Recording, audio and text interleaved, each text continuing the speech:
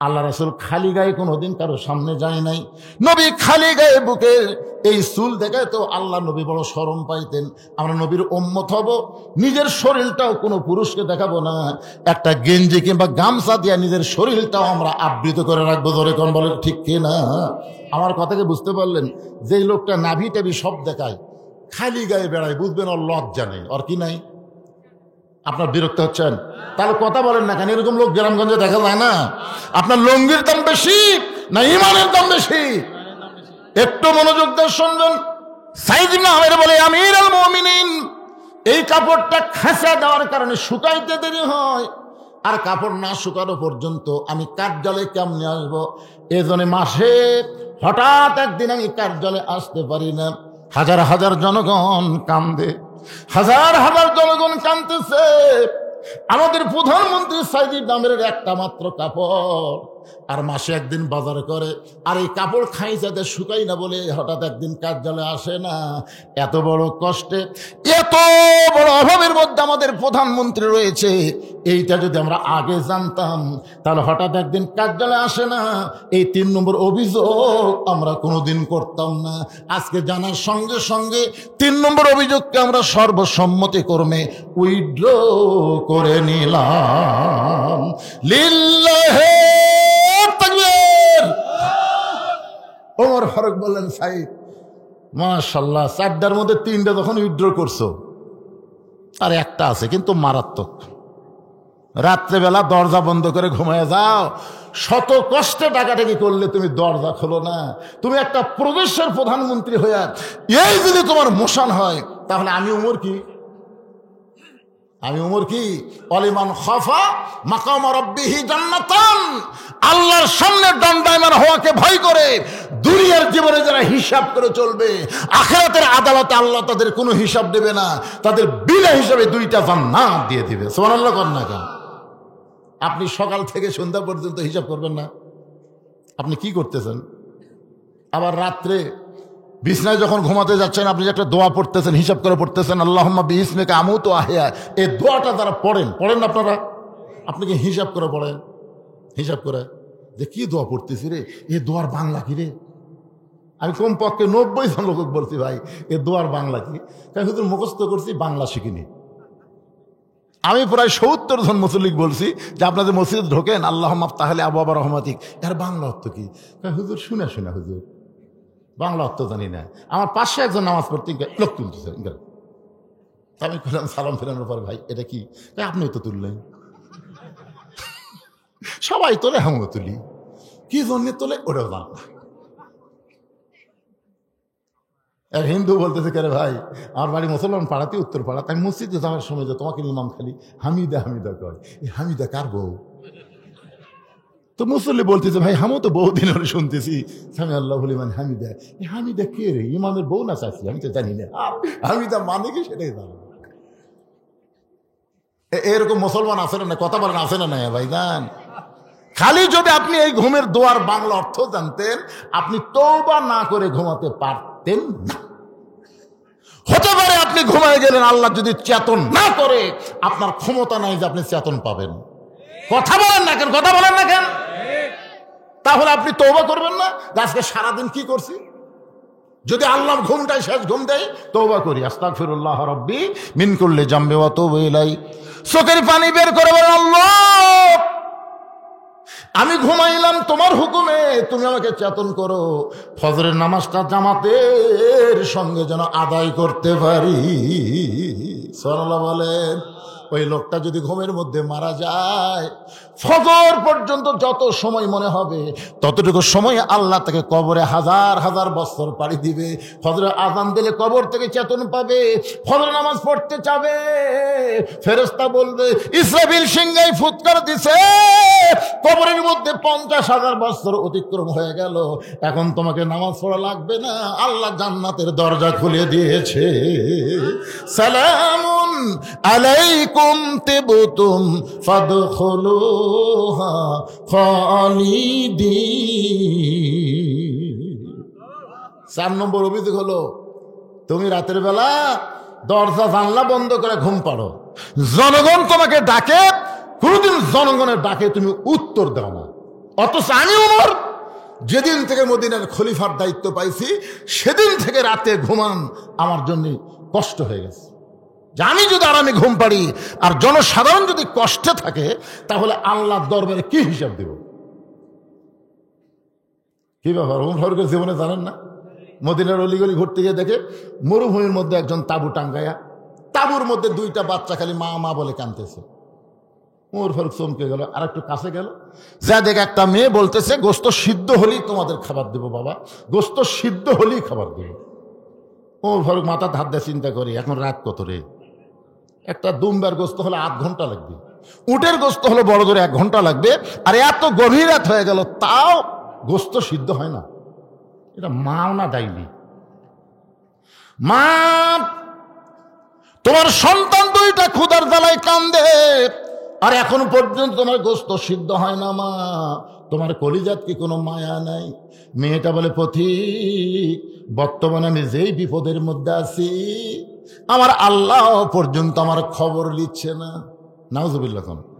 মানুষ কতগুলো সময় বিরক্ত হয়। আমি কিন্তু এই 15.5 বছর খুবই বিরক্ত ছিলাম আল্লাহর উপর। কার উপর? আমার এলাকার একটা চোর, বুঝছেন, একটা গাঁজাখোর, পুলিশক দেখা দিচ্ছে এটা হুজুরের বাড়ি। এই চোরের কথা পুলিশ আমাকে ধরে বেড়াচ্ছে। আমি সেই দিন ব্রিজের বুকতি খেলে চড়াছি, একটা হিরোইন খোর গাঁজাখোর একটা হুজুরের বাড়ি দেখা দেয়, এটা কোন দেশ রে? সিরাজগঞ্জ রোডে যখন আছি আমার বউ মোবাইল করলো, আমি বলে কে গো, আমার কথা মনে হলো, ভাই বাড়ির যান, আসেন না। আমি কইলাম যে মশাল্লা বাড়ির যাচ্ছি, আসেন না। সন্ধ্যার পর থেকে পুলিশের গাড়ি টল দিচ্ছে। তো তখন আমি শ্বশুরকে মোবাইল করলাম, আব্বা জান আমি আজকে আপনার বাড়ি যাবো। আমার শ্বশুরকে না বাবা, না না না, এখন আসো না বাবা, এখন মানে শ্বশুরও আমাকে দাবত দিল। আমার যত আত্মীয় আছে আমি করলাম কেবারে কি খবর? খবর আলহামদুলিল্লাহ ভালো, আমি একটু বাসার যাওয়ার চাইছি তোমাকে। না হুজুর আপনি এখন আসেন না। কমপক্ষে 5-7টা জায়গা মোবাইল করছি, কেউ আমাকে থাকবার দিবি না। তখন আলুর বাগুড়ের মধ্যে কম্বল পাড়ে দিয়ে বিরক্ত হলাম আল্লাহর উপর। আল্লাহ কি, তুমি কি করতেছ? আল্লাহ চোর ডাকাতের আরামে ঘুম পাড়তেছে আর আমার মতো আলেমরা জালেমদের অত্যাচারে কত কষ্টে আছে। আল্লাহ তুমি কি করো? মেয়েটা বলতেছে পথিক, যেই বিপদের মধ্যে আমি সন্তানকে নিয়ে পড়েছি আমার আল্লাহ তো আমার খোঁজ নেয় না। আজ থেকে বছর 10 আগে তখন শবে বরাত খুব পালন হতো, বুঝলেন, শবে বরাত। এখন তার হয় না, সব হুজুর একে না খাওয়া কাম করে দিচ্ছে। তখন সেই রকম খাওয়া হতো।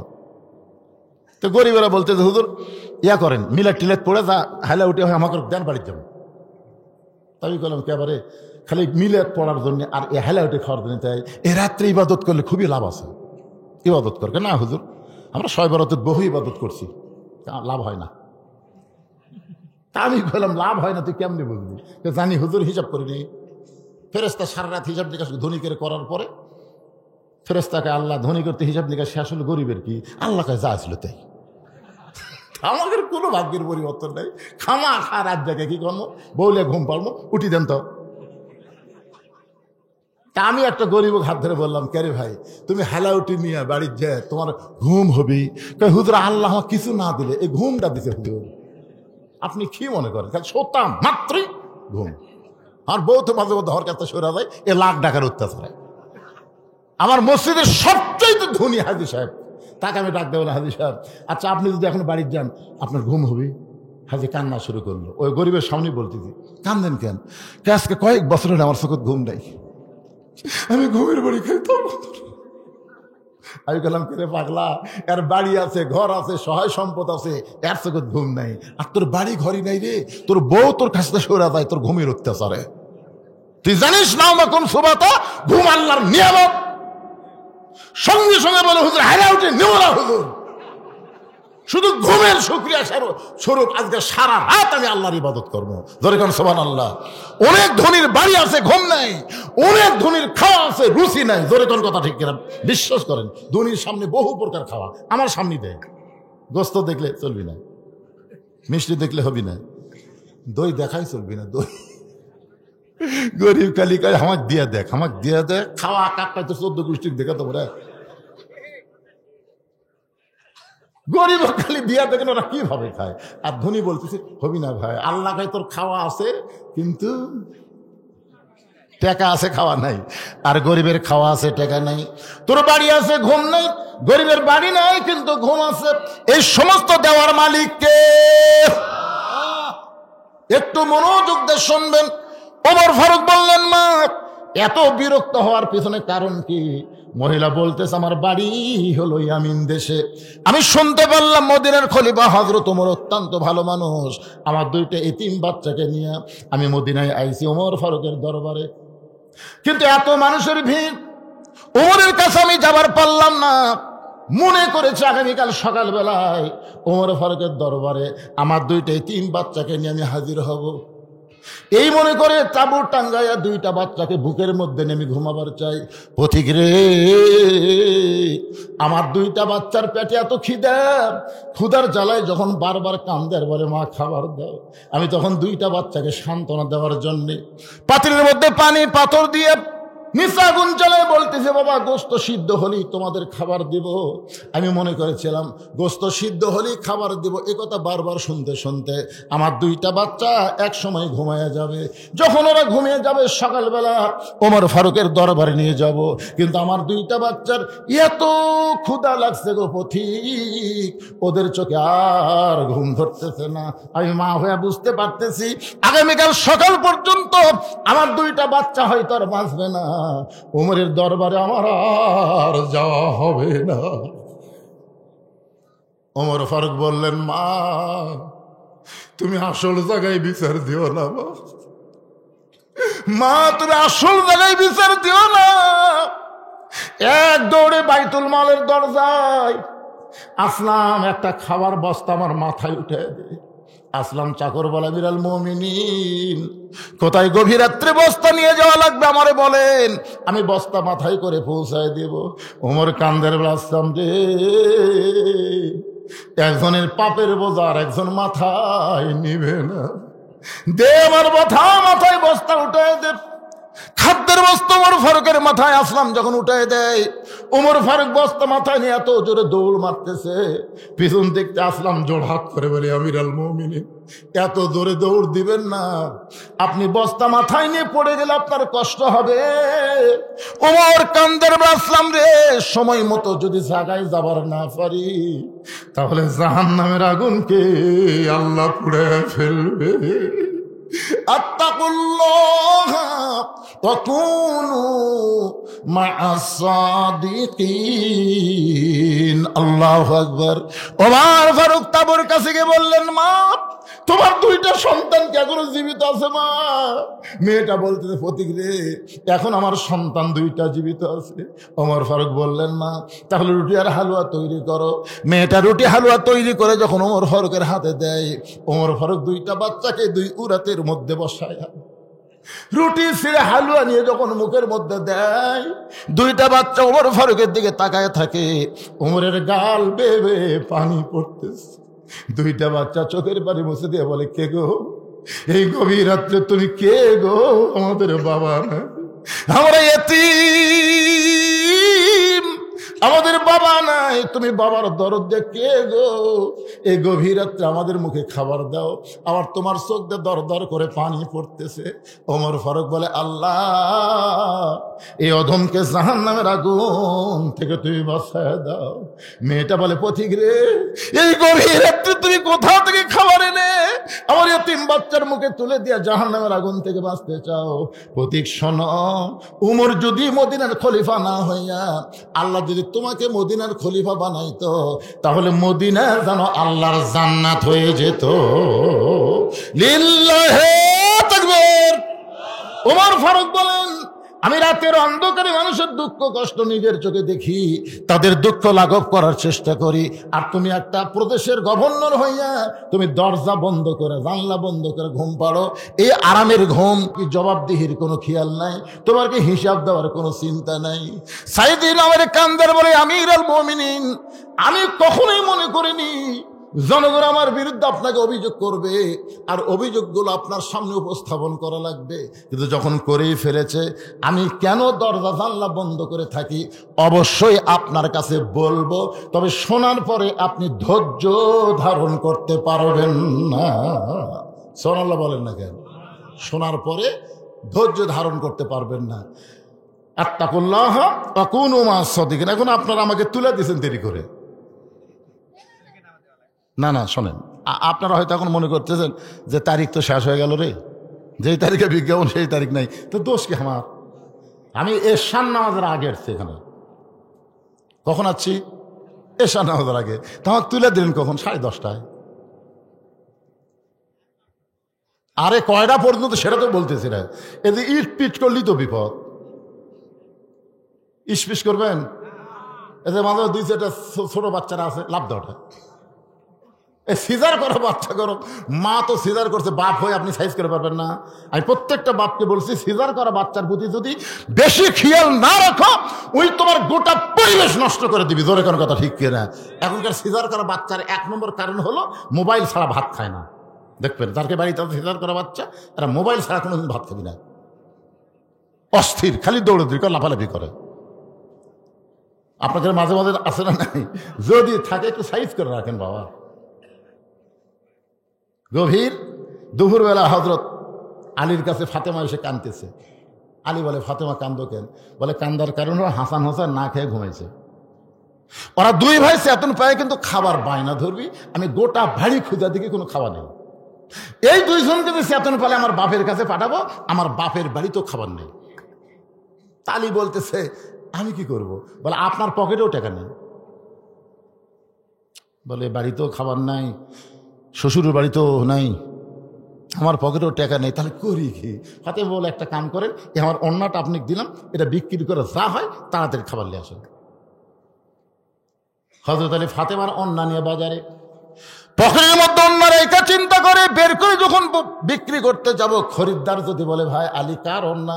আমি যদি বলে বইয়ের অন্না, তাহলে খরিদ্দার মনে করবে পুরুষ জানিস, পুরুষ জাতি যখন বইয়ের জিনিস বেচা খায়, ওই পুরুষ হলো দুর্বল পুরুষ। আলী অন্যটা পকেটের মধ্যে নিয়ে গোটা বাজার যখন ঘুরতেছে, এমন সময় এক খরিদ্দার এসে বলে, আলী আমার মনে হয় তুমি কিছু বিক্রি করবে। আলী চমকে উঠছে, আমার পকেটে অন্যা, আমি বিক্রি করব কিছু, আমার আল্লাহ ছাড়া কেউ জানে? তাকায় দেখে খরিদ্দার ব্যাগের মুখে ফাঁক করে রাখছে। হযরত আলী পকেট থেকে অন্যা বের করে যখন ব্যাগের মধ্যে দেয়, ওই খরিদ্দার একটা বারো অন্যার দিকে না তাকাইয়া ব্যাগের মুখটা ধরে আলীর হাতে 6টা দিরহাম দিয়ে যখন বিদায় নেয়, আলী 6টা দিরহাম নিয়ে এক দৌড়ে খাবার দোকানে, ভাই আমার হাসান হোসেন ক্ষুধার জ্বালায় ঘুমিয়ে গেছে, চেতন পাইলেই খাবার চাবে, তাড়াতাড়ি খাবার দাও। 6টা দিরহামের এক টুকরো খাবার দোকানদার যখন হযরত আলীর দিকে দেয়, হযরত আলী 6টা দিরহাম দিয়ে যখন টোপলা নিবে, এমন সময় ফকির এসে বলে, আলী রে, আজকে 3 দিন হলে আমার বাড়িতে কোনো খাবার নাই, যদি পারো আল্লাহর রাস্তায় আমাকে একটু সাহায্য করো। আলীর মনের মধ্যে চিন্তা হয়, 6টা দিরহাম দিয়ে খাবার টোপলা নিব, এমন সময় ফকির, আমি ফকিরকে বলবো মাফ করো। এমন সময় কোরআন বলে, আম্মা সাইলা ফালা তানহার। আলী আল্লাহর কোরআনকে দাম দিতে ফকিরকে 1টা দিরহাম দিবে, 5 দিরহামের খাবার নিবে। এমন সময় কোরআন বলতেছে, ওমা তুনফিকু মিন শাইইন ফি সাবিলিল্লাহি ওয়াফা ইলাইকুম ওয়া আনতুম লা তুযলামুন। আল্লাহু আকবার।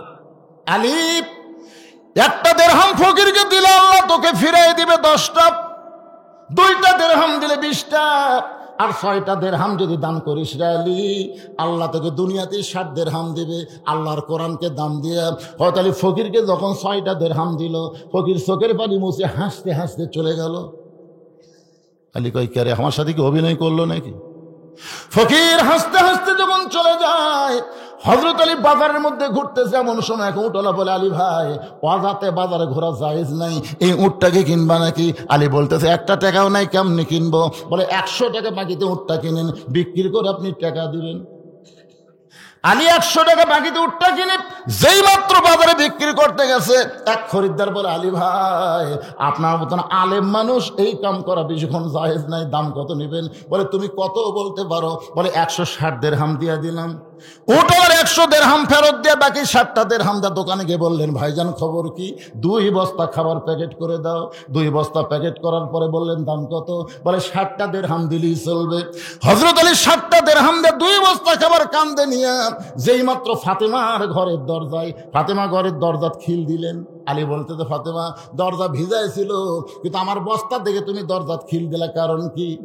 ফাতেমা বলে, স্বামী গো, অন্য বিক্রি করার টাকা দিয়ে বড় জোর 1 টোপলা খাবার হবে, আপনি 2 বস্তা খাবার কোথায় পাইলেন? যতক্ষণ না বলবেন ততক্ষণ আমি দরজা খুলবো না। আলী বলতে, ফাতেমা, আগে দরজা খোলো তারপরে বলবো। ফাতেমা বলতেছে, আগে বলেন তারপরে খুলবো। আপনি কি মনে করেছেন আমার হাসান হোসেন দরকার না খাইয়া মারা যাবে, কিন্তু হারাম কোনো খাবার আমার সন্তানদের পেটে আমি ঢুকতে দিব না। 10,000 টাকা বেতন পাই, 20,000 টাকার বাসা ভাড়া নেয়, এইরকম মরদ মানুষ আছে না নাই? অন্য বিক্রির করে টাকা দিয়ে বড় জোর 1 টোপলা খাবার হবে, 2 বস্তা খাবার কোথায় পাইলেন? যতক্ষণ না বলবেন ততক্ষণ দরজা খুলবো না। আলী বলতেছে, ফাতেমা, আগে বলো, আগে খোলো তারপরে বলবো। ফাতেমা বলতেছে, আগে বলেন তারপরে খুলবো। এমন সময় আল্লাহর কোরআন বলে, আর রিজালু কাওয়ামুনা আলান নিসা, পুরুষ সবসময় নারীদের উপরে থাকবে। আলী রে, ফাতেমা যদি দরজা না খোলে খবরদার 2 বস্তার খবর বলবা না। জোরে কান সুবহানাল্লাহ। ফাতেমা যখন দরজা খোলে নাই, আলী তখন রাগ করে 2 বস্তা নিয়ে নবীর দরবারে। নবী তখন বসেছিলেন, দৌড়ে এসে আলীর কপালে একটা চুমা দিয়ে বলেন, আলী, ব্যবসা তো ভালোই হলো। 2 বস্তা নামাই নিয়ে আলীর মুখের দিকে নবী তাকায় দেখে আলী খুব রাগ করে আছে। রাসূল বলে, আলী, আমি তোমার কপালে চুমা দিলাম, তোমার কাছ থেকে 2 বস্তা নামাই নিলাম, এরপরেও তোমার মুখটা ভার কেন? আলী বলতে, যে হুজুর, আপনি বাপ ভালো, কিন্তু আপনার মেয়ে। নবী কয়, আলী, কি কইলি? কি কইলি? কয়, এখনো কইনি তো। রাসূল বলে, আলী রে, আমার মেয়ের ব্যাপারে খবরদার। তুই চিনিস আমার মেয়ে? চিনিস? সুবহানাল্লাহ বলেন না কেন? আমার মেয়ে ফাতেমারে তুই চিনিস? আলী, যদি ফাতেমা দরজা খুলতো তাহলে বলো তো, আলী, তুমি কি আমার কাছে আসতে? আলী বলে, হুজুর, ফাতেমা দরজা খুলে আসবো কেন? নবী বলে, আলী রে, ফাতেমা দরজা না খোলার কারণেই তুমি তো আমার কাছে আসলা। তুমি কি বলতে পারো, আলী, ফাতেমার ওন্না কে কিনেছে? আলী, তুমি কি বলতে পারো কোন ফকির তোমার কাছে ভিক্ষা চাইছে? আলী রে, তুমি কি বলতে পারো কে তোমার কাছে উট বিক্রি করলো বাকিতে? আলী, কোন খরিদ্দার তোমার কাছে উট কিনে নিল? তুমি কি বলতে পারো? আলী বলতেছে, ইয়া রাসূলুল্লাহ, আমি কিছুই জানি না।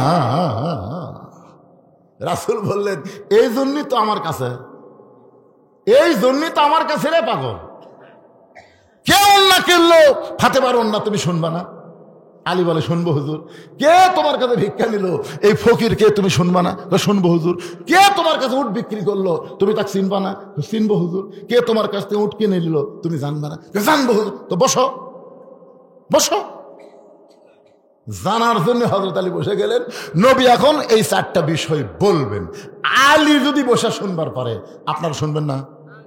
দ্বিতীয় বক্তাতে এই কায়দাই করছে, দ্বিতীয় বক্তা এই কায়দা করে, আমি তো একই কায়দাই করলাম। আমার ওয়াজ আদায় বেশি সময় না, গত বছর আপনারা দিচ্ছেন, এবারও দিবেন। খালি 100টা কোরআন শরীফ দিলি আদায় শেষ। এই হাজার হাজার মানুষের মধ্যে 100টা কোরআন, একটা কোরআন শরীফ মাত্র 500 টাকা। যাদের বাপ মা কবরে গেছে, আপনি 500টা টাকা দিবেন, আপনার বাপ মা কবরে একটা কোরআন দানের সব পাবে। যদি বাপ মা বেঁচে থাকে, আল্লাহ বাপ মার হায়াত বাড়ায় দিবে। আর যদি আপনার নিজের জন্য দান করেন, আল্লাহ কোরআনে সব আমল নামায় দিবে। এই মাদ্রাসায় সর্বসাকুলের ছাত্র কয়জন? এই মাদ্রাসায় 50টা, কমপক্ষে 50টা কোরআন দেওয়াই লাগবে ভাই। প্রত্যেকটা বাচ্চার হাতে একটা করে কোরআন, মাত্র 500 টাকা। আপনাদের নাই? একটা মানুষ দাঁড়ান না কেন, এর লগত কোরআন বেচা কিন্তু বাকিতে আগে হবি না, শেষে না হলে বাকি। বাবা, ওই যে টাকা তুলছে রে, 100টা কোনো ব্যাপার নেই, যে হারে টাকা বের করতেছে।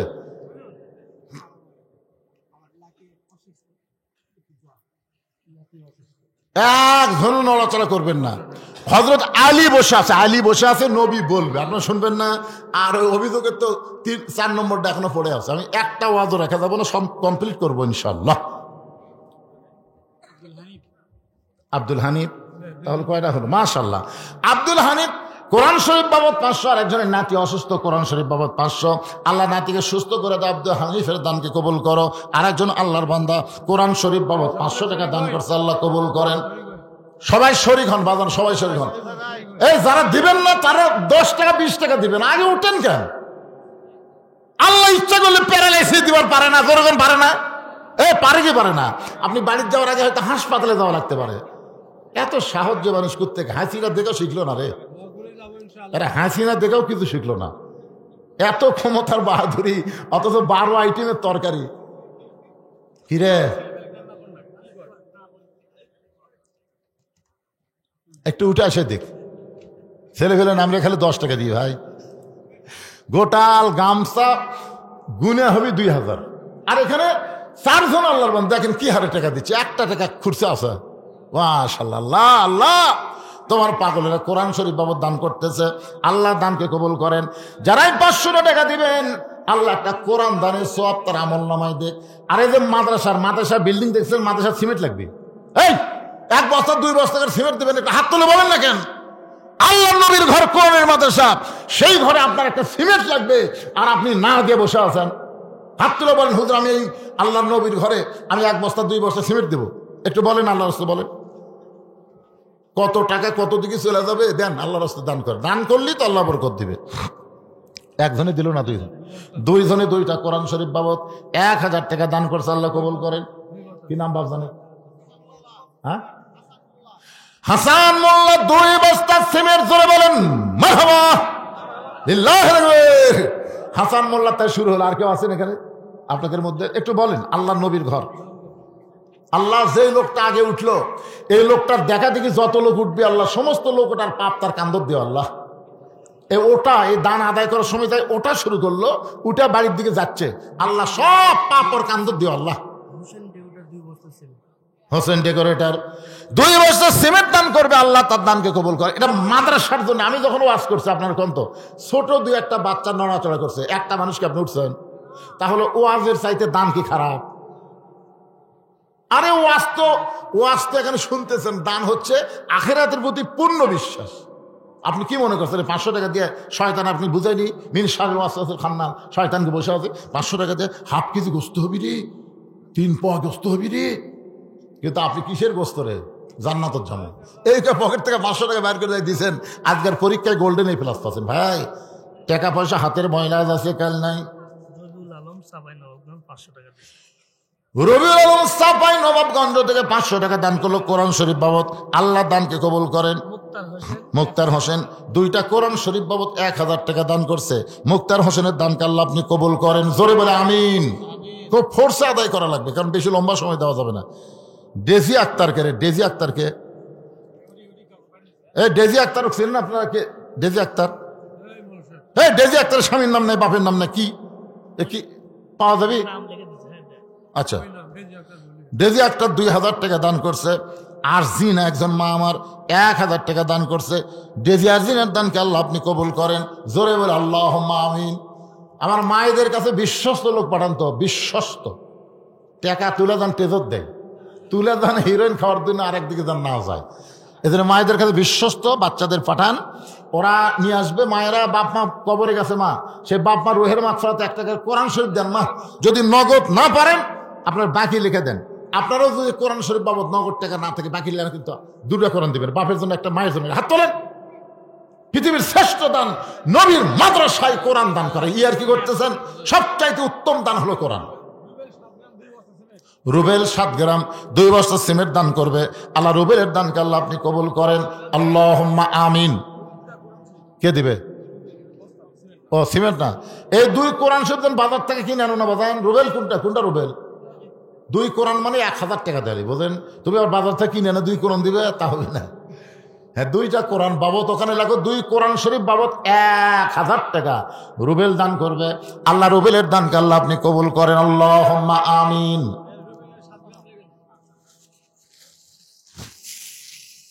আধার কি দিল? মাশাআল্লাহ, দেন বাকি দেন, লিখে দেন।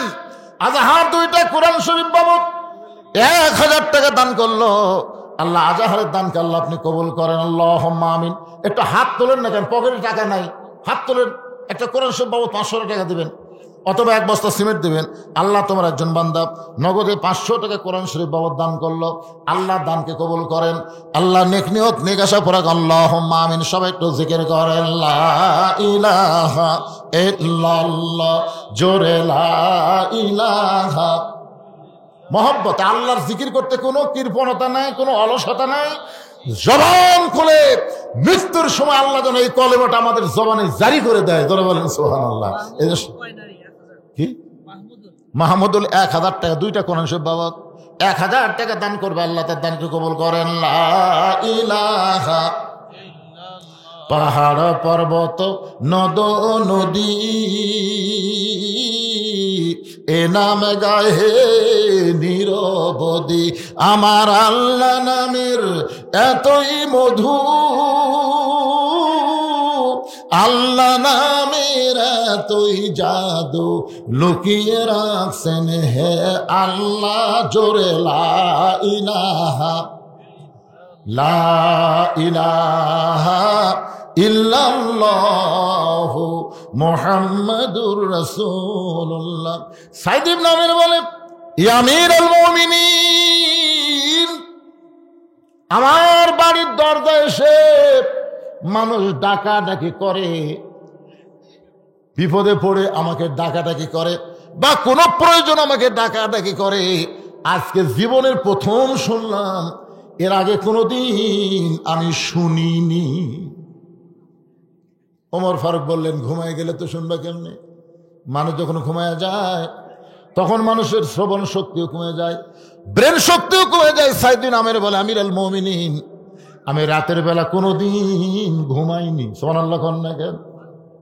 তাহলে না ঘুমায় তুমি কি করো? হুজুর, হ্যাঁ এখন যেগুলো ধরেছেন, এখন ওয়াজ শুরু হয়ে গেছে, ব্যাগ দেননি। এটা বলা লাগে কেন পাগলারা? এই ব্যাগের কথা বলে বলা লাগে, তখন আদায় শুরু হয়ে গেছে। ব্যাগ, এই ব্যাগ নামে রেখে বাচ্চারা মাথা, বাচ্চারা ফুটে রেখ ওই দরজা দেখে খেলা করতেছে সবগুলো। এরা মাহফিলে বসলে তার লোকজন দেখা যায়। হ্যাঁ, এই ব্যাগলা নামো, কিঞ্চিত হলেও দিবেন, আপনি অল্প হলেও দিবেন, কিন্তু দান বাক্স দেন, ঠেলা মারেন না। দিবেন ব্যাগের মধ্যে 10 পারেন, 20 পারেন, 50 পারেন, 100 পারেন। হতে পারে জীবনের শেষ দেওয়া। আমার ওস্তাদ বলতেছেন বারবার, শরীক হন, জীবনের শেষ দেওয়া মনে করে দেন বাবা, সবাই দিবেন, পকেট থেকে বার করেন। একবার দিছেন আবার দিবেন, অসুবিধা কি? দেন, আল্লাহর রাস্তা দেন, মা বোনদের কাছে যাবেন, সবাই দিবেন। আসেন, সাইদিন আমার বলে, আমিরুল মুমিনিন, আমি ইয়ামিনের সবচাইতে বড় মসজিদের 5 ওয়াক্ত নামাজ পড়াই। আমি যখন নামাজ পড়াই তখন নামাজ পড়াই ঠিকই, কিন্তু নামাজের মধ্যে ঢুকতে পারি না। আল্লাহ রাসূল যখন বললেন, আনতা বুদুল্লাহা কাআন্নাকা তারাহু ফাইল্লাম তাকুন তারাহু ফাইন্নাহু ইয়ারাকা, রাসূল কিন্তু এটাও বলেছে, আসসালাতু মিরাজুল মুমিনিন, নামাজ হচ্ছে মুমিনদের মিরাজ। আর আল্লাহ কোরআনে বলেছেন, ওয়াসজুদ ওয়াক্তারিব, সেজদা বান্দাকে আল্লাহর নিকটে নিয়ে যায়। জোরে কোন সুবহানাল্লাহ, সুবহানাল্লাহ কোন না কেন? এটা কি আমার কথা কইলাম? আমার কথা, বুখারী শরীফের হাদিস, আনতা আবুদুল্লাহ কাআন্নাকা তারাহু ফাইল্লাম তাকুন তারাহু ফাইন্নাহু ইয়ারাকা। আবার কোরআনে আল্লাহ বলছেন, ওয়াসজুদ ওয়াক্তারিব। একটু খেয়াল করেন, সাইদ ইবনে ওমর বলেন, আমি 5 ওয়াক্ত নামাজ পড়াই, নামাজের মধ্যে ঢুকতে পারি না। কারণ যারা ইমামতি করে তাদের মুসল্লির খেয়ালে নামাজ পড়ানো লাগে, ঠিক কিনা বলেন? কার খেয়াল? এ কথা কন না কেন, কার খেয়াল? মুসল্লি। আর মুসল্লিরা ইমামের পিছনে নামাজ পড়ে, ইমামকে খেয়াল করার দরকার আছে না নাই? ইমাম যদি সেজদা থেকে মাথা তোলে আর মুসল্লি ব্যাগ খেয়ালে মাথা সেজদাতেই থসে, নামাজ হবে? আপনি যখন ইক্তেদায়িত্ব বিহাদাল ইমাম হবেন তখন ইমামকে খেয়াল করে। তাহলে 5 ওয়াক্ত নামাজ কি আল্লাহর মধ্যে ঢোকার নামাজ না, 5 ওয়াক্ত নামাজ হচ্ছে ট্রেনিং নেওয়া। সুবহানাল্লাহ বলেন। 5 ওয়াক্ত নামাজ হলো ট্রেনিং। ইয়ামিনুল মুমিনিন, রাতের বেলা আমি আল্লাহর নামাজে দাঁড়িয়ে যাই, আর সেই নামাজের মধ্যে আল্লাহর কোরআন শরীফ পড়ি। যখন কোনো বান্দা আল্লাহর কোরআন পড়ে, সে যদি একটুখানি কোরআনের মধ্যে ঢুকতে পারে, তাহলে দেখবে শুধু নিজে একা পড়তেছে না, আল্লাহ তাআলার কালাম পড়তেছে, কালামের জবাব পর্যন্ত আসতেছে। ধরে কারণ সুবহানাল্লাহ, আচ্ছা, আমরা যারা হজ করছি, আমরা নবীকে যে সালাম দেই, রওজা মোবারকে সালাম দেই না, আসসালামু আলাইকা রাসূলুল্লাহ, নবী যে সালামের উত্তর দেয়, আমরা কি কোনোদিন শুনবার পাচ্ছি? শুনবার পালে ওর থেকে লড়বি, কিন্তু উত্তর দেয়, উত্তর নবী দেয়। তো আপনি যখন কোরআন পড়েন, আল্লাহ কিন্তু আপনার সাথে কোরআন পড়ার জবাব দেয়, কিন্তু আমরা তো শুনবার পাই না। সে কানো হকেন নাই, সে পড়ার সাইদও ভালো না। সাইদ ইবনে আমের বলেন, আল্লাহর নামাজ আর কোরআন তেলাওয়াত এমন এক জায়গায় আমারই পৌঁছা দেয়, দুনিয়াতে কোনো মানুষ আমার দরজায় ডাকতেছে কিনা ওই জিনিসটা কোনোদিন আমি খেয়াল করতে পারি নাই। ওমর ফারুক দুইটা হাত বাড়ায় দেয়, আয়রে সাইদ আয়, আমি রাতের অন্ধকারে মানুষের দুঃখ কষ্ট দেখার জন্য রাস্তায় রাস্তায় ঘুরি, আর আমার সাইদ নামাজের মাধ্যমে আল্লাহর আরশে ঘুর ঘুর করে। ধরে কান সুবহানাল্লাহ। বাজান গো, ইয়া আইয়ুহাল্লাযীনা আমানু তাকুল্লাহা ওয়া কুনু মা'আস সাদিকিন।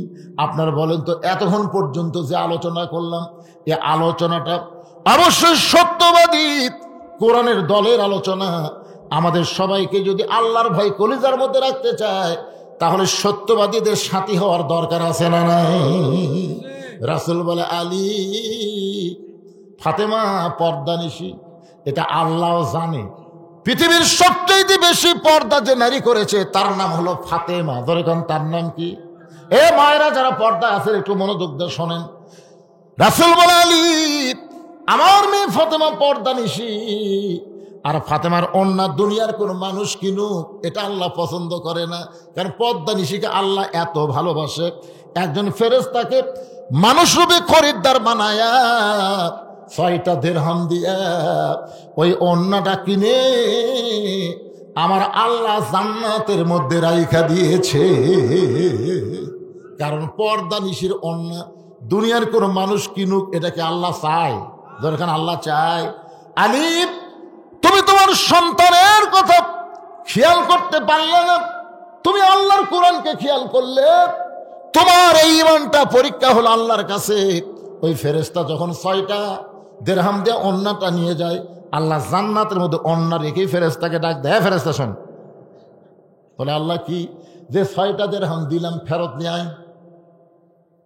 ফেরেশতা কয়, আল্লাহ 6টা দিরহাম দিয়ে হাসান হোসেনের জন্য খাবার কিনবে, আর আপনি সেই 6টা দিরহাম ফেরত নেবেন? আল্লাহ বলে, ফেরেশতা, আমার আলী কোরআনকে বেশি ভালোবাসে না তার সন্তানকে বেশি ভালোবাসে? আজকে গোল্ডেন A+ পাওয়ার পরীক্ষা হবে। জোরে কান সুবহানাল্লাহ। নবী বলে, আলী রে, তুমি যখন 6টা দিরহাম দিয়া হাসান হোসেনের জন্য খাবার কিনতেছ, তোমার হাসান হোসেন ঘুমের মধ্যে আছে, ঘুম থেকে চেতন পাইলে খাবার চাবে। তুমি 6টা দিরহাম নিয়ে যখন খাবার কিনবা, এমন সময় আল্লাহ তাআলা ওই ফেরেশতাকে ফকির বানায় তোমার কাছে পাঠায় দিল। ফেরেশতা যখন ফকির হয়ে তোমার কাছে সাহায্য চায়, এক সময় তোমার বড় রাগ হলো, তুমি মনে করলে কিছু একটা বলবো, হয়তো মাফ করার কথা বলবা, কিন্তু আল্লাহর কোরআনকে যখন তোমার সামনে তুলে ধরা হলো, অনুনাজ্জিলু মিনাল কুরআনি মা হুয়া শিফাউ ওয়া রাহমাতুল লিল মুমিনিন আম্মা সাইলা ফালা তানহার। তুমি কোরআনকে দাম দিয়ে তুমি ফকিরকে 1টা দিরহাম দান করতে চাইলা, কিন্তু যখন কোরআন বলল মা তুনফিকু মিন শাইইন ফি সাবিলিল্লাহি ওয়াফা ইলাইকুম, আলী রে, তুমি যদি 1টা দিরহাম দাও আল্লাহ নেবে না, ওয়াফা ইলাইকুম, তোমাকে ফেরত দিবে 10। আলী, তুমি আল্লাহর কোরআনকে বিশ্বাস করে 6টা দিরহাম দিয়ে 7টা দিরহাম পাওয়ার আশায় যখন ফকিরকে দিয়ে দিলা, ফকির 6টা দিরহাম যখন আল্লাহকে দেয়, আল্লাহ বলে, ফেরেশতা খবর কি? বলে, আর নেওয়া হলো না। আলী আর হাসান হোসেনের জন্য খাবার নিবার পারলো না। আল্লাহ বলে, ফেরেশতা রে, যা যা, আলীর মনের খবর জানিস না? আলী দান করার সঙ্গে সঙ্গে 10 দিরহাম ফেরত পাওয়ার আশায় দান করেছে। যারে ফেরেশতা, যা আলীকে একটা উট বিক্রি করে, বাকিতে 100 দিরহাম। ওই ফেরেশতা উটওয়ালা হয়ে তোমার কাছে 100 দিরহামে উটটা বিক্রি করলো। উটটা বাকিতে বিক্রি করে তুমি যেই মাত্র বাজারে গেলে ওই ফেরেশতাকে আল্লাহ তাআলা 160 দিরহাম দিয়া তোমার কাছে উটটা কিনে তুমি 100 দিরহাম তাকে ফেরত দিয়ে ওই 60টা দিরহাম দিয়া 2 বস্তা খাবার কিনলা। এখান থেকে প্রমাণ হয়ে গেল দুনিয়াতেও আপনারা পাবেন 10 গুণ। যারাই দান করলেন বিশ্বাস করেন, বিশ্বাসে মিলাই বস্তু তর্কে বহুদূর। হয়তো ভাববেন হুজুর আমি পকেট থেকে 500 দিলাম, তাহলে 10 গুণ হলে তো কত পাওয়া যাচ্ছে? 5 আর 10 দিয়ে গুণ করলে কত হয়? 50, 5000। 5000 তো 5000 তো পেলাম না। আল্লাহ তাই পাগলা, তুই খালি 5000 টাকাই দেখলি, তোর আগামীকাল বিশাল একটা অ্যাক্সিডেন্ট আছে। তুই তো জানিস না রে পাগলা, তুই তো রাস্তার মধ্যে সেই হিসাবে চলিস, তোর খেয়াল কে করে দেয়? আমি আল্লাহ তো খেয়াল করে দিই। অ্যাক্সিডেন্টের হাত থেকে সদকা তো তারুদ্দুল বালা। এই দানের কারণে যত প্রকার বালা বিপদ আছে সব বিপদ থেকে আমি আল্লাহ তোকে বাঁচাই দেব। তোর 5000 না 50,000 টাকার কাম হবে। কথা কর না কেন? বিপদ আপদ মুসিবত আমাকে সামনে আছে না নাই? পদে পদে আছে। এ যারা দান সদকা করে তাদের বিপদ হয় না। যখন আমি পড়তাম হুজুর আমার ওস্তাদ, আমার বাপ সবসময় বলতো কি করে খাবি। এখন যারা আমাকে দাওয়াত দিবার যায়, আপনাকে হাবিব সাহেব 2 বার গেছে, ওখানে প্রায় 235 শতক জায়গার উপর মসজিদ, মাদ্রাসা, এতিমখানা। এবার আল্লাহ সাইদ হুজুরের নামে কনফারেন্স হল তৈরি করা হলো। এই সমস্ত টাকা হলো আপনারা ওয়াজের পরে আমাকে যা দেন, এই টাকা দিয়ে এগুলো কাজ করি। পৃথিবীর কারো কাছে 1 টাকা দান সদকা চাওয়া হয় না। দান মুক্ত প্রতিষ্ঠান করা হয়েছে। এটা বলার পিছনে কারণ হলো যে আমার উপরে বহু বিপদ আপদ মুসিবত আসতেছিল এই 15.5 বছরে। কিন্তু এই যে মাদ্রাসার যখন একবার আমার অ্যাক্সিডেন্ট হলো, শোনেন, এটা গত বছর আপনার অ্যাক্সিডেন্ট হলো না? আমার গাড়ি 2 জায়গা থেকে মারছে। একেবারে মারছে সামনের দিক থেকে ট্রাক, পিছন দিক থেকে বাস, মুড়ির টিন পর্যন্ত একটা দরজাত মারে দিতে আমি ওটি শুয়ে আসলাম। গাড়ি দুমড়ে গেল।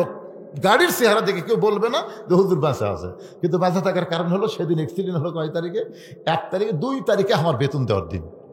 আমি প্রত্যেক মাসের 2 তারিখে বাবুরসের বেতন, কর্মচারীর বেতন, হাফেজের বেতন, মুফতির বেতন, মুহাদ্দিসের বেতন, হাফেজ সাহেব সবগুলোর বেতন দিয়ে আমি 2 তারিখে। অ্যাক্সিডেন্ট হয়েছে 1 তারিখে। আল্লাহ কয়েক যদি 1 তারিখে মারি, তোর কি বেতন কে দিবে? আল্লাহ দেখলে একটা মারা চলবি না? আবার আল্লাহ মারতেছে না, আপনাদের কাছ থেকে 5,000 10,000 টাকা নিয়ে থুছি, ওয়াজ না করে আল্লাহ যদি মারে এই টাকা পরিশোধ করবি কে? এই জন্য আল্লাহ সারা দিয়ে খেয়াল করে বলতেছি, টাকা তখন আমার প্রতি খরচ করতেছে। আমার মসজিদ বানা দিয়েছে, নবীর মাদ্রাসা বানা দিয়েছে, আল্লাহ রলির নামে কনফারেন্স হল তৈরি করলো, বাচ্চাদের জন্য খাওয়ার ব্যবস্থা, শিক্ষকের বেতনের ব্যবস্থা। তাড়াতাড়ি মারার দরকার নেই। বহু বিপদ ভাই। পুলিশের সামনে দিয়ে আমার গাড়ি গেছে, পুলিশ বলছে শুধু গাড়ি খুঁজতেছে, আমি চলে গেছি। তখন বুঝেছি এগুলো দান সদকার মধ্যে লাভ আছে না নাই? কথা কন ভাই রে, আছে। আজকে যারা দান করতেছেন অন্তত বিশ্বাস করেন 1 মাসের মধ্যে আপনাকে ডাক্তারের কাছে যাওয়া লাগবে না। আল্লাহ দান করার কারণে তোর ভালো করে দিলাম। পারে কে পারে না, যখন পারে কে পারে না। এই জন্য এই মাদ্রাসার দিকে খেয়াল করবেন। যতদিন কোরআনের বিজয় না হবে ততদিন পর্যন্ত এই মাদ্রাসা আপনাকে হাতত থাকলো। আপনার দান করে সদকা করে তারপরে হিতাকাঙ্ক্ষী সব কিছু করে মাদ্রাসা দেখানো করবেন। যেদিন কোরআনের বিজয় হবে সেই দিন মৌলানারা খালি মোচর তাও দিবি, ধরে কোন কথা ঠিক কিনা। ওই প্রাইমারির আকডুম বাকডুম সব পানির ঠেলে দিয়ে জালিকাল কিতাবুল আরাই বাফি হুদাল্লিল মুত্তাকিন চালু হবে। খায়রুকুম মান তাআল্লামাল কুরআন ওয়া আল্লামা। ওই ব্যক্তির চাইতে সম্মানী জ্ঞানী কেউ নাই যে কোরআন শিখেছে, অবকে কোরআনের শিক্ষা দেয়। এইরকম সমাজ যেন বাংলার আকাশে আল্লাহ আমাদের দেখার তৌফিক দেয়। জোরে বলে আল্লাহুম্মা আমিন। আল্লাহ কবুল করো। হুজুর আপনি একটু দোয়া করেন। আল্লাহুম্মা সাল্লি আলা মুহাম্মাদ, আল্লাহুম্মা বারিক আলা মুহাম্মাদ। আস্তাগফিরুল্লাহ, আস্তাগফিরুল্লাহ, আস্তাগফিরুল্লাহ, আস্তাগফিরুল্লাহ। আল্লাহুম্মা আমিন। আয় আল্লাহ তাআলা, অনেক রাত হয়ে গেল, রাত 12:30 বেজে গেছে। আল্লাহ তোমার বান্দারা আরামের বাড়ি ঘুমকে বাদ দিয়া কোরআন হাদিসের মহব্বত কলিজার মধ্যে নিয়ে এই জান্নাতের বাগানে বসে বসে কোরআন হাদিসের আলোচনা শোনার শেষে আমি গুনাহগারের সঙ্গে রহমতের দরজায় ফকির হয়ে দোকানা হাত তুলেছে। মেহেরবানি করে আজকের মাহফিল আমাদের সকলের হেদায়েতের জন্য, নাজাতের জন্য, জান্নাতের জন্য কবুল করো।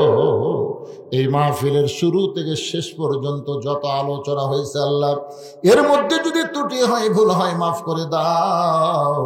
এর যা হাদিয়া মঞ্জুর করো। সোনার মদিনায় নবী পাকের রওজা মোবারকে আল্লাহ কবুল করে নাও। তামাম আম্বিয়ায়ে কেরাম, আসহাবে কেরাম, তাবিনে কেরাম, তাবা তাবিনে কেরাম, তামাম পৃথিবীর মাটির নিচে যত মুমিন মুমিনাত শুয়ে আছে আল্লাহ সকলের আরওয়াহ পরে হাদিয়া কবুল করো। আল্লাহ আমরা যারা হাত তুলেছি আমাদের জনম দুখুনি মা যাদের কবরে চলে গেছে, ছোট্ট একটা শব্দ হলো মা, মেহেরবানি করে মায়ের কবরটাকে জান্নাতের টুকরা বানিয়ে দাও। বাবার বাড়িঘর সবই আছে, এতিম হয়ে বাবা আমাদের যাদের কবরে চলে গেছে আল্লাহ মেহেরবানি করে বাবার কবর জান্নাতের টুকরা বানিয়ে দাও। আমাদের দাদা দাদি নানা নানি আত্মীয় স্বজন শ্বশুর শাশুড়ির কবরকে জান্নাতের টুকরা কবুল করো। আল্লাহ এই মাদ্রাসাকে কিয়ামত পর্যন্ত কবুল করো। মাবুদ আমি গুনাহগার বলে হাত ফিরিয়ে দিও না। আমার ডান পাশে আমার ওস্তাদ দুই হাত তুলেছে আল্লাহ, তার হাতের দিকে তাকায় আজকের মাহফিলকে কবুল করো। আল্লাহ অনেক আলেম হাফেজ হাজি সাহেব হাত তুলেছে, মুরব্বী হাত তুলেছে, যুবক হাত তুলেছে, আমার মা বোনেরাও হাত তুলেছে। আল্লাহ যার দুই হাত পছন্দ হয় সেই দুই হাতের ওসিলায় আজকের মাহফিলকে কবুল করো, এই মাদ্রাসাকে কবুল করো, মসজিদকে কবুল করো। আল্লাহ মাদ্রাসার হিতাকাঙ্ক্ষী, মাদ্রাসার সভাপতি, মাদ্রাসার সহসভাপতি, মাদ্রাসার সেক্রেটারি, মাদ্রাসার ক্যাশিয়ার, এই মাদ্রাসার প্রতিষ্ঠা লগ্ন থেকে যারা ছিল এখন যারা নাই কবরকে জান্নাত বানাও। আল্লাহ যারা আছে তাদের প্রতি রহমত বরকতের দরজা খুলে দাও। আল্লাহ যে তিনটা ছেলের মাথায় পাগড়ি পরানো হলো হক্কান হাফেজ আলেম হিসেবে কবুল করো। আল্লাহ মাদ্রাসার মোহতামিম অত্যন্ত নরম ছেলে, আল্লাহ মাদ্রাসার ওস্তাদ, মাদ্রাসার তালবে ইলম, আল্লাহ সকলকে কবুল করে নাও।